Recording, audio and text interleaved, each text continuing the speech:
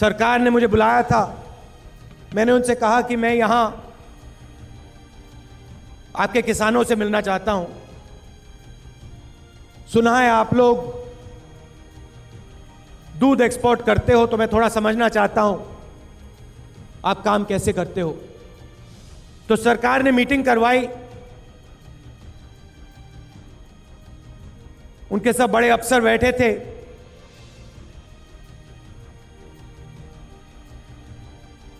सब high technology उन्होंने मुझे दिखा दी। ऐसे हम काम करते हैं। कंप्यूटर लगे हुए थे, बड़े बड़े शब्द उन्होंने बोले। और फिर मैंने उनसे एक सवाल पूछा, छोटा सा सवाल, भैया आप मुझे बताओ, ये जो आपका दूध है, इसको आप क्या हिंदुस्तान में बेचते हो? मुझे जानकारी नहीं थी, मैंने सोचा शायद बेचते होंगे। आप जानते हो उन्होंने क्या जवाब दिया? आनंद का और अमूल का हम मुकाबला नहीं कर सकते हैं।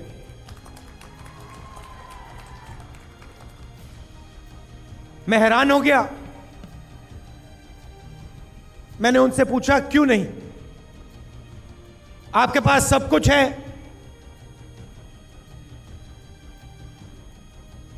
फर्स्ट वर्ल्ड का देश है, बायोटेक्नोलॉजी है,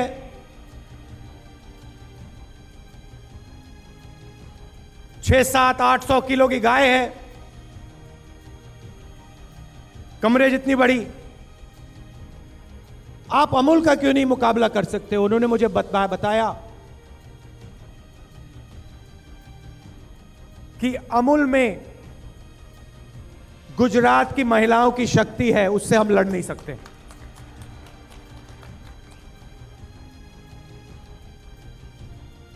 आनंद की मैंने बात उठाई तो थोड़ी गहराई में जाता हूं। मोदी जी कहते हैं 70 साल में कांग्रेस ने क्या किया। जहां भी जाते हैं कहते हैं 70 साल में कांग्रेस ने क्या किया।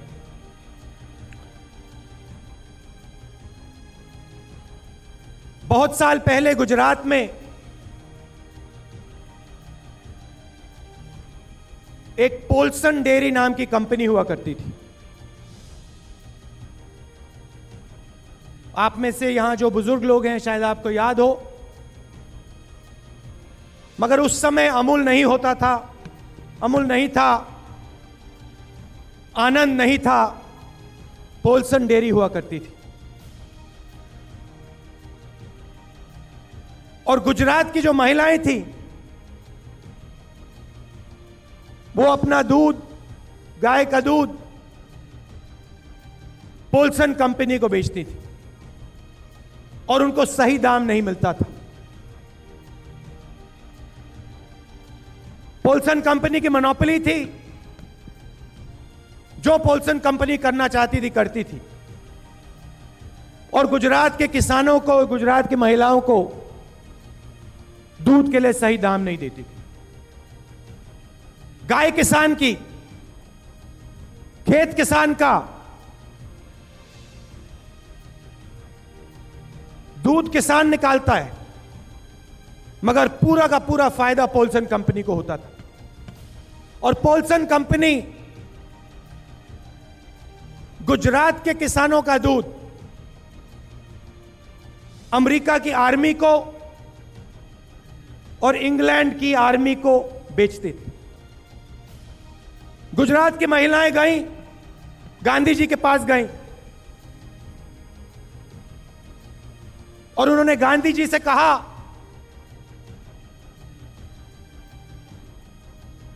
ये पोल्सन कंपनी जो है ये अंग्रेजों की मदद करती है,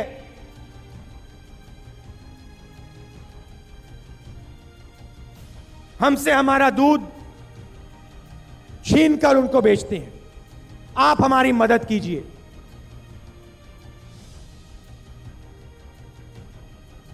गांधी जी ने सरदार पटेल जी को बुलाया। मैंने ऑस्ट्रेलिया की बात की, उसका कारण था, मैं आपको थोड़ी देर में बताऊंगा। सरदार पटेल जी को बुलाया और कहा, आप जाइए, आनंद जाइए, वहां पे महिलाओं के बीच जाइए, उनके साथ रहिए, और ये जो पोल्सन कंपनी है इसका मुकाबला करके दिखाइए। सरदार पटेल जी आए, किसानों के साथ खड़े हुए। एक और व्यक्ति थे, त्रिभुवन पटेल जी, उन्होंने भी सरदार पटेल की मदद की। और जो गुजरात के किसानों की, महिलाओं की आवाज पोल्सन कंपनी ने दबा रखी थी, वो आस्ते आस्ते आस्ते सुनाई देने लगी। यह काम एक साल में नहीं हुआ। गांधी जी, सरदार पटेल जी ने शुरुआत की, त्रिभुवन पटेल जी ने अपनी जिंदगी दी, गुजरात की करोड़ों महिलाओं ने अमूल को अपने खून, अपने पसीने से बनाया। उसके 70-80 साल बाद मैं ऑस्ट्रेलिया गया और मैंने ऑस्ट्रेलिया में पूछा, भैया आप अपना दूध हिंदुस्तान में एक्सपोर्ट क्यों नहीं करते? उन्होंने कहा, अमूल से, गुजरात की महिलाओं से, आनंद से हम मुकाबला नहीं कर सकते।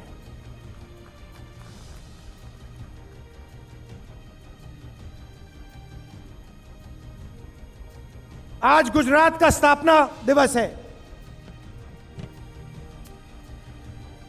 और वो जो गुजरात था 70, 80, 90 साल पुराना,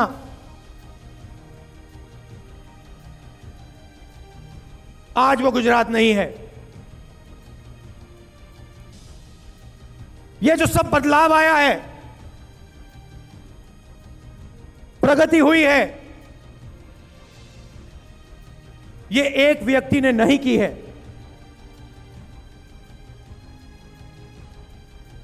ये गुजरात की करोड़ों महिलाओं ने और गुजरात के करोड़ों किसानों ने किया है। और उसमें कांग्रेस पार्टी का भी हाथ, कांग्रेस पार्टी की भी विचारधारा शामिल थी।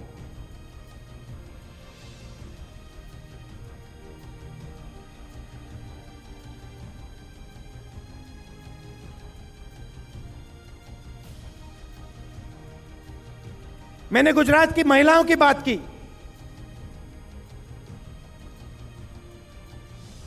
थोड़ी सी मैं गुजरात के किसानों की भी बात करना चाहता हूं।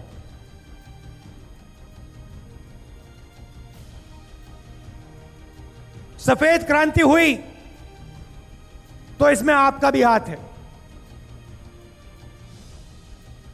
आपने अपना खून पसीना दिया। मैं गुजरात के किसानों से पूछना चाहता हूं, पिछले 20 साल में नरेंद्र मोदी जी ने आपको क्या करके दिया है?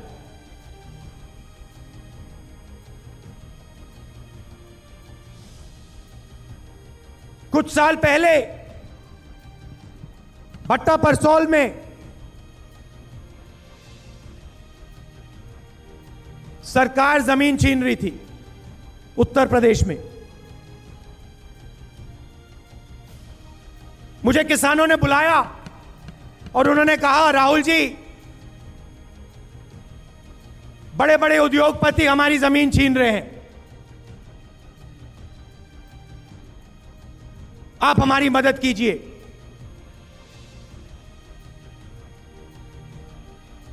कांग्रेस पार्टी खड़ी हो गई और पूरे हिंदुस्तान में हमने किसानों की जमीन की रक्षा की। पार्लियामेंट हाउस में हम नया बिल लाए, जमीनी अधिग्रहण बिल।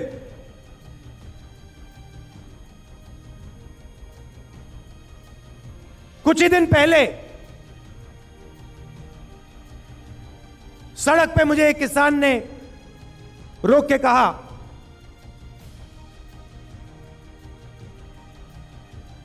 राहुल जी, मेरी जमीन एक्वायर हो गई, मगर मैं यहां आपको धन्यवाद करने आया हूं। पहले मैं रोता,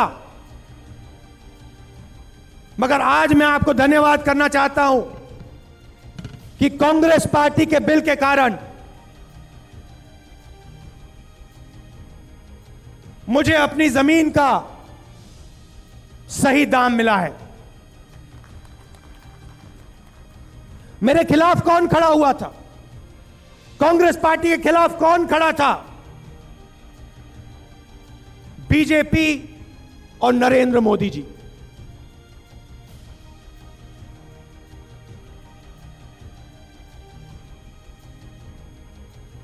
चुनाव जीते तो पहला काम जमीन अधिग्रहण बिल को रद्द करने का काम उन्होंने शुरू किया। 3 बार बिना वोट के ऑर्डिनेंस के माध्यम उन्होंने बिल को रद्द करने की कोशिश की। और जब उनको पता लगा कि लोकसभा में, राज्यसभा में कांग्रेस पार्टी पीछे नहीं हटेगी, 1 इंच पीछे नहीं हटेगी, फिर नरेंद्र मोदी जी ने कहा, मैं तो यह काम करना ही नहीं चाहता था।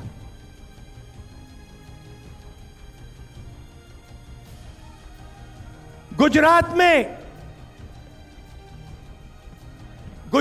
में बड़े से बड़े उद्योगपतियों को हजारों एकड़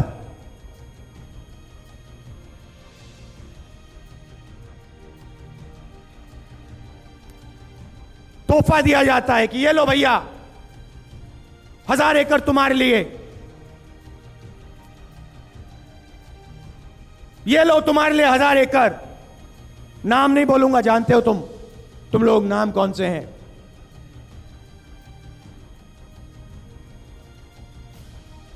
और अगर किसान आवाज उठाए, अगर किसान सिर्फ अपना हक मांगे, अगर किसान गुजरात की सरकार से अपने बच्चों के लिए शिक्षा मांगे, तो पुलिस जाकर उनके घरों में उनकी महिलाओं की पिटाई करती है।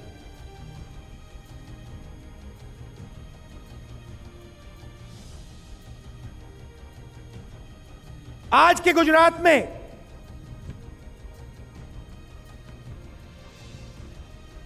दस 15 लोग राज करते हैं। जैसे पहले पोल्सन कंपनी का राज हुआ करता था, आज गुजरात में 10-15 लोगों का राज है, और आप सब उनके नाम जानते हो।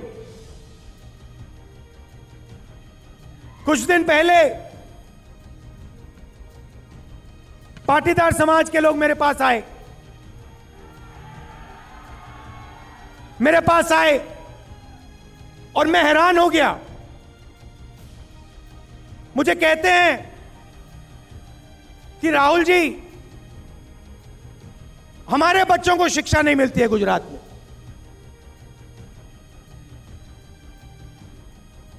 और मैंने उनसे सवाल पूछा कि भाई, मैं हैरान हो गया। मैंने उनसे पूछा कि भाई, अगर तुम्हारे बच्चों की शिक्षा नहीं होती है तो फिर बाकी लोगों का क्या हाल होता है?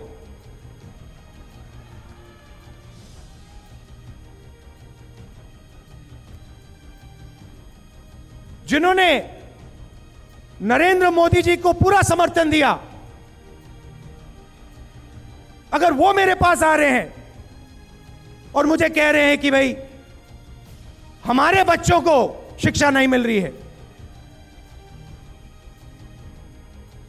तो फायदा किसको हो रहा है? मैंने सवाल पूछा उनसे, मैं उनका जवाब बताता हूं आपको। राहुल जी, पूरे शिक्षा के सिस्टम को 10-15 लोगों ने 10-15 लोगों ने लपेट रखा है।